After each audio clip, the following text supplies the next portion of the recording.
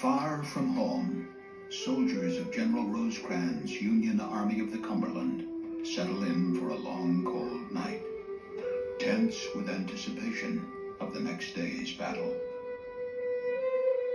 Opposite their lines, General Bragg's Confederate Army of Tennessee braces against the sting of winter and the harsh reality of imminent battle.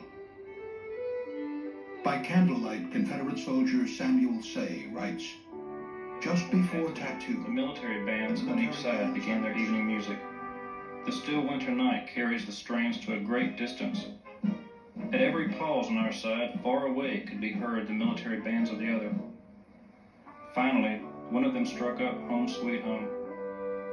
As if by common consent, all other air ceased, and the bands of both armies, far as the ear could reach, joined in the refrain.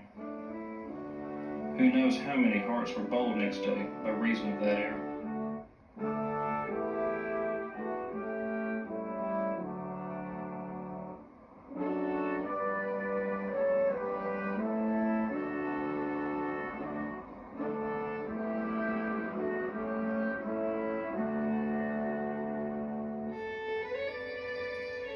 The last day of 1862 dawns cold and damp.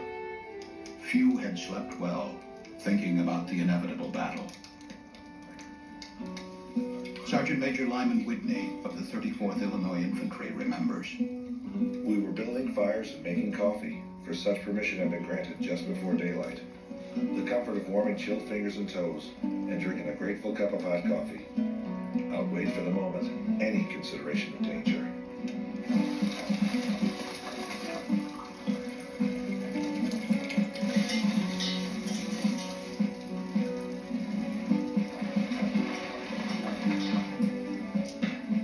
The Confederate Army makes the first move at daybreak.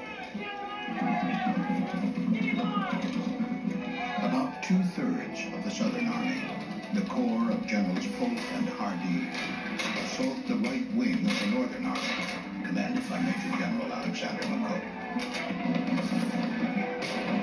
P.R. Jones of the 10th Texas Cavalry recalls the attack.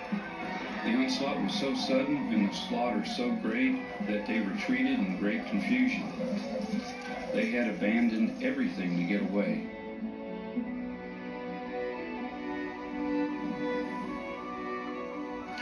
By mid-morning, the Confederates have shattered the Union right. Only the troops of Generals Sheridan and Negley hold the Federal line in the bloody fields and rock-strewn woods that were later called the Slaughter Pen.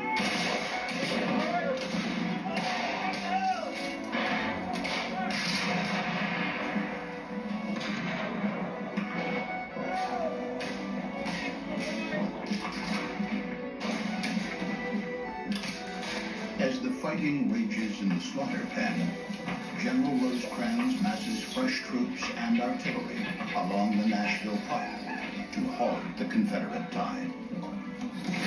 Wave after wave of Confederate attacks are repulsed at the anchor point of this new line, a place that earned the name Hell's Half Acre.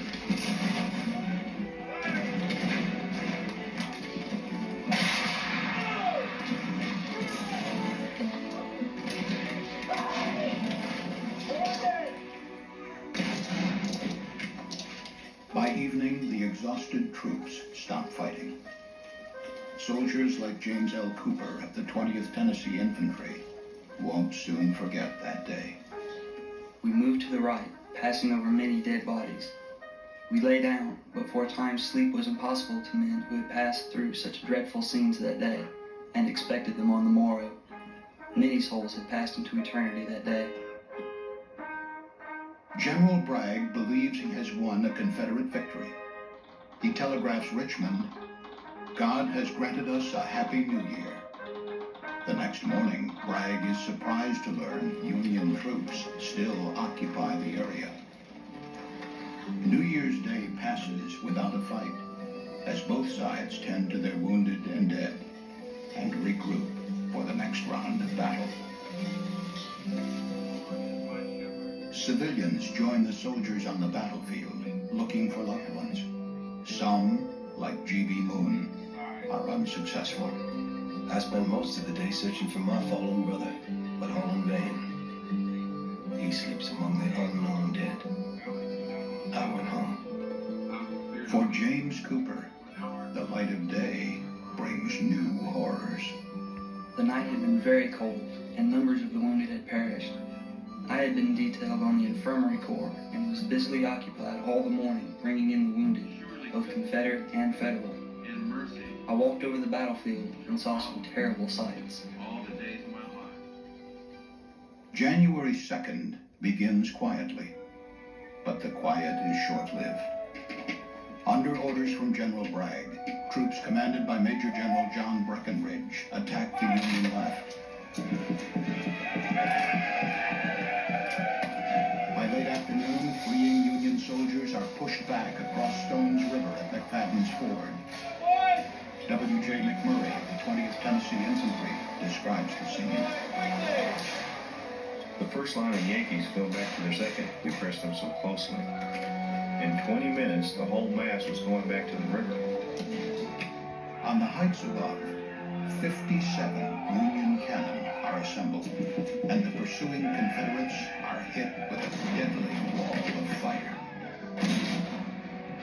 This was to be one of the bloodiest charges of the entire war. Within minutes, hundreds of men are killed and wounded. Major General Thomas L. Crittenden witnessed the attack. The very forest seemed to fall, and not a Confederate reached the river.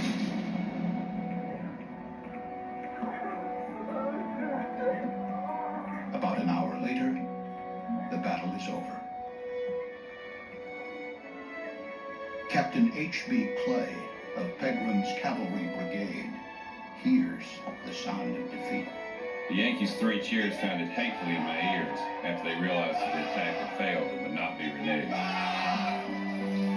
The Confederates withdraw, and over the next 2 days, the Army of Tennessee pulls out of Murfreesboro.